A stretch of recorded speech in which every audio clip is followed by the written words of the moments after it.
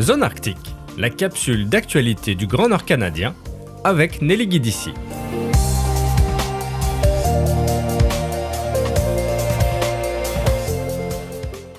Suite à l'annulation des baux par l'administration Biden dans la réserve faunique nationale de l'Arctique, aussi appelée le refuge arctique, une délégation de 9 personnes du Yukon et des territoires du Nord-Ouest s'est rendue à Washington, D.C. afin de discuter avec des sénateurs. À ce jour, aucune décision de protection permanente de cette région n'a encore été prise par l'administration Biden.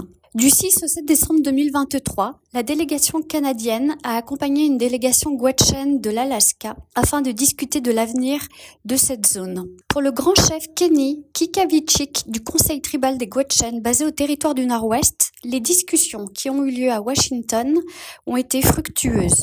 Pour lui, l'objectif reste le même et les différentes nations Gwechtchen de l'Alaska et du Canada sont unies dans leur opposition à tout développement dans la réserve faunique nationale de l'Arctique, qui est aussi le lieu de naissance des jeunes caribous de la hare de Porcupine. Le grand chef a eu l'occasion de rencontrer le législateur Jared Huffman, qui est membre de la Chambre des représentants depuis 2013. Pour M. Huffman, qui plaide pour une protection de la réserve faunique nationale de l'Arctique, il est important d'écouter les peuples autochtones dans le contexte du réchauffement climatique qui s'accélère en particulier dans l'Arctique. Il existe de meilleurs moyens de créer l'indépendance énergétique de l'État de l'Alaska en trouvant des moyens à long terme pour le développement économique tout en protégeant la biodiversité de cet État.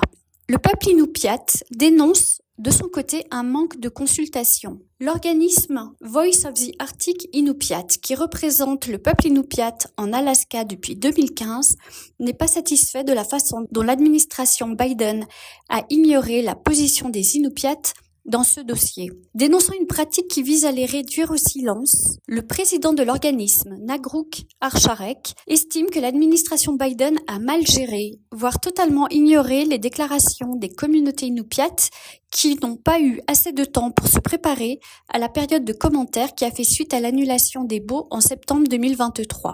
Pour lui, le peuple inupiat, qui est un peuple autochtone et qui vit au cœur de la réserve, est un territoire ancestral. La viabilité des communautés inupiates et l'avenir de la culture inupiate dépend, selon lui, de l'économie de la région. Il estime que l'évolution du climat et que le changement climatique ne peut pas être une excuse pour empiéter sur les droits distincts des peuples autochtones à faire entendre leur voix dans le développement de leur région. Il a totalement rappelé que le gouvernement fédéral ne peut pas annuler les droits des peuples vivant dans l'Arctique au nom du changement climatique.